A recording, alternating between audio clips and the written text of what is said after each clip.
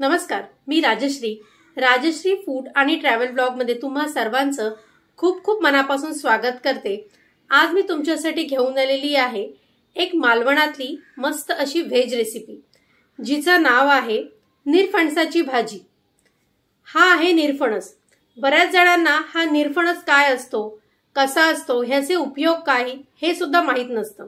कारण बरेच जण हा फक्त बाजारात बघतात, परंतु तो कसा बनवायचा, कारण हा कसा कापायचा इथपासून जी प्रक्रिया आहे ती मी तुम्हाला सांगते।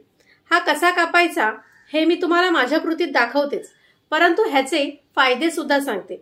ह्याच्यामध्ये खूप साऱ्या प्रमाणात प्रोटीन असतं, फायबर असतं आणि शरीरासाठी सुद्धा खूप उपयोगी असतं। एका झाडापासून 25 ते 50 असे निरफणस आपल्याला मिळतात। हे निरफणस आपल्याला बऱ्याच ठिकाणी बघायला मिळतात। ह्याला विलायती फणस असं सुद्धा म्हटलं जातं। तर ही भाजी कशी बनवायची हे मी तुम्हाला आज दाखवणार आहे। ह्या भाजीचे पण दोन प्रकार आहेत, एक म्हणजे वाटपाची भाजी आणि एक आहे ती साध्या प्रकारची भाजी। तर माझ्या ॲज युजुअल प्रत्येक रेसिपीमध्ये जशी मी साधी आणि सोपी भाजी दाखवते तशीच मी तुम्हाला दाखवणार आहे। तर चला तर मग आपण जाऊया आपल्या किचन मध्ये। हा घेतलेला आहे आपण निरफणस आणि सुरीला आपण इथे तेल लावून घेतलेला आहे, कारण ह्याला डिंक असतो। असा ह्याचा वरचा जो भाग आहे तो आपण कापून घेतलेला आहे। तुम्ही इथे बघू शकता ह्याला डिंक आहे। हा असा मधून कापून घेतलाय। याचे पुन्हा आपल्याला असे दोन भाग करायचे आणि हा जो पाव दिसतोय ना तुम्हाला, तो पाव आपल्याला काढून घ्यायचा आहे।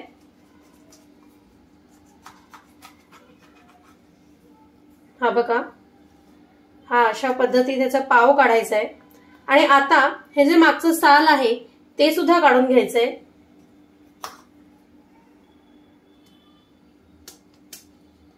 हे अशा पद्धतीत मागचं जे साल आहे ना ते आपण काढून घ्यायचंय। तर मी हे जे जेवढं आहे ना त्याचं सर्वप्रथम साल काढून घेते। तर अशा पद्धतीत हा निरफणस मी सोलून घेतलेला आहे। तुम्ही इथे बघू शकता मी यांची उभे उभे असे चीर मारून ह्या अशा पद्धतीत वरचा पाव काढून घेतलाय आणि मागची साल सुद्धा काढून घेतलेली आणि इथे मी पाणी घेतलेलं आहे। तर आता ह्यांचे मी छोटे छोटे असे तुकडे करून घेते। हे अशा पद्धतीत यांचे तुकडे करून घ्यायचे। हे ह्याला डिंक असतो त्याच्यामुळे थोडेसे ते असे चिवट दिसतात। हे अशा पद्धतीत असे यांचे स्क्वेअर करून घ्यायचे। तर हे जेवढे आहेत एवढ्या सगळ्यांचे मी तुकडे करून घेते। हे अशा पद्धतीने यांचे तुकडे करून घ्यायचे, हे बघा, आणि हे पाण्यात टाकायचे। पाण्यात टाकण्यामागचं कारण असं आहे की ते कापलात की लगेच एकतर काळे होतात आणि दुसरी गोष्ट म्हणजे त्याचा जो डिंक आहे ना तो पण खाली बसायला मदत होते।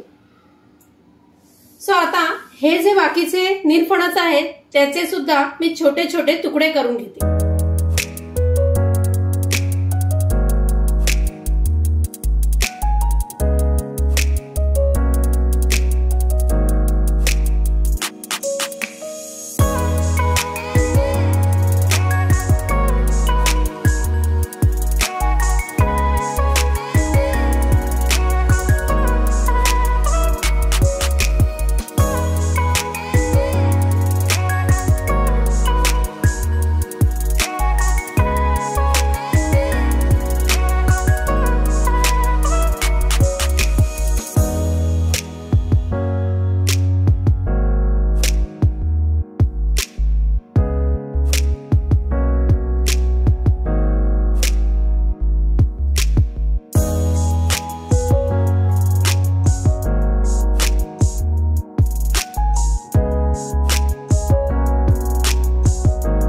तर आता आपण जे व्यवस्थित तुकडे करून घेतलेले आहेत, चला तर मग आता आपण कृतीला सुरुवात करूया। फणसाची भाजी बनवण्यासाठी लागणारे साहित्य आहे तेल, कांदा, हिंग, कढीपत्ता, ठेचलेला लसूण, कोथिंबीर, जे आपण निरफणसाचे तुकडे करून घेतलेले आहेत ते लागणार आहेत आपल्याला इथे, राई, मीठ, हळद, हिरव्या मिरच्या आणि खोबरं। चला तर मग आपण सुरुवात करूया निरफणसाची भाजी बनवायला। सर्वप्रथम आपण इथे कढई ठेवलेली आहे. ह्यात आपण घालणार आहोत तेल. इथे मी 2 चमचे तेल घालून घेते. तेल गरम झालं की आपण ह्यात घालणार आहोत 1 चमचा राई. इथे आपली राई तडतडलेली आहे. ह्यात मी घालणार आहे ठेचलेला लसूण,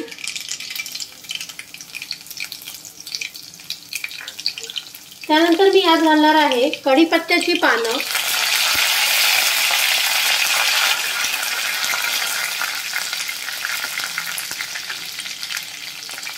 चिमूटभर हिंग, हिरव्या मिरच्या,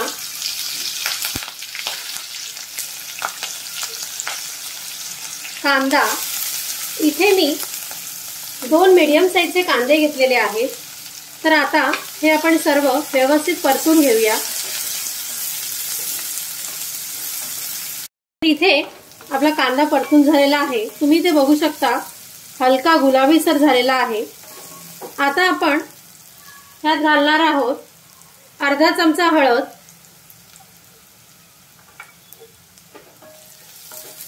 ती घातल्यानंतर पण सुद्धा परतवून घ्यायचंय.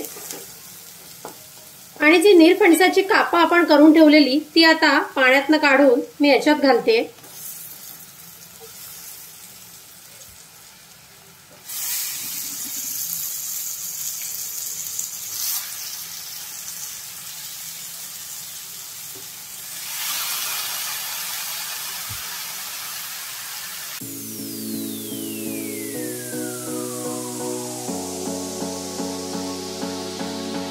तुम्ही ते पाहू शकता की अजूनही ही जी निरफणसाचे ही आपण जे हे तुकडे करून घेतलेले आहेत ना, ते अजूनही तसेच आहेत.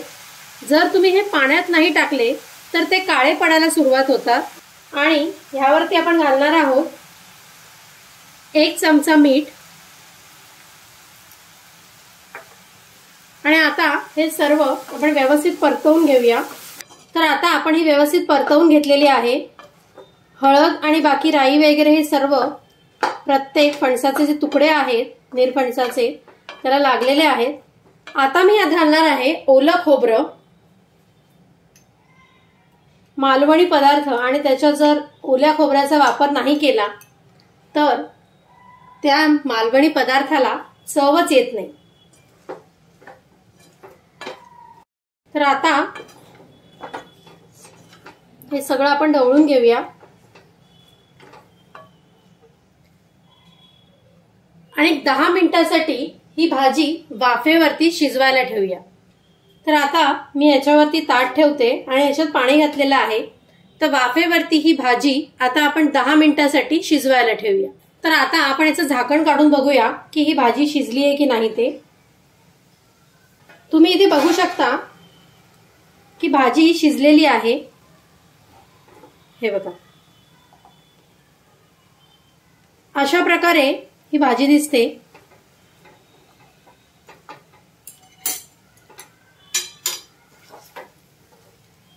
तर ही भाजी तयार झालेली आहे. ही भाजी खूप जास्त पण शिजवायची नाही, कारण जास्त शिजवली तर ह्याचं पूर्णतः मेण होऊन जातं आणि ती मग भाजी खायला मिळत नाही. सो आता ही भाजी आपली झालेली आहे. तर आता मी यावरती कोथिंबीर घालते. तर ही तयार झालेली आहे आपली निरफणसाची भाजी. चला तर मग आता आपण ही भाजी प्लेटिंग करायला घेऊया.